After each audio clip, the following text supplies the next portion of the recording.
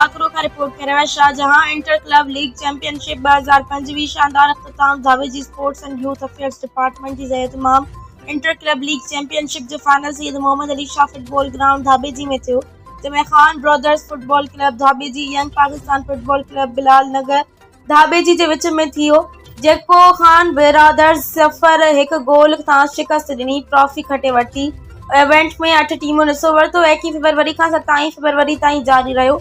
Final जा मेहमान ख़ास ज़िले sports officer Azhar Ali Brohi, district football association जे जनरल सेक्रेटरी फाजिल खान चांडियो, ठटे ज़िले जे फुटबॉल जी ख़िदमत जी बेताज बादशाह सईदाबाद शाह खान, ज़िले जे खजानची ज़ुबैर खान, नूरदीन फयाज़ खान, वसीम मलिक ऐं ॿिया हुआ।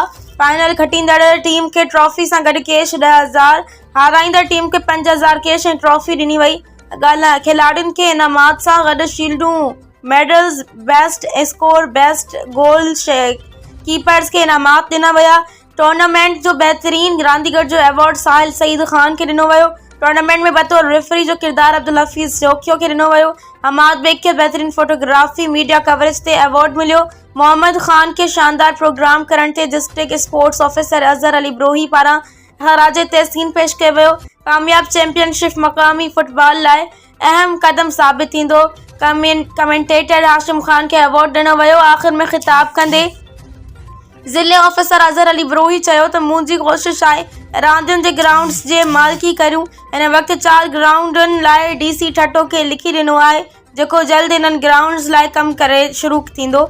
असां जेतिरा ॾींहं हिन सीट ते आहियूं, हर वक़्तु ज़िले जे खिलाड़ियुनि खे स्पोर्ट्स जे हवाले सां कमु हूंदो, असां हाज़िर हूंदासीं।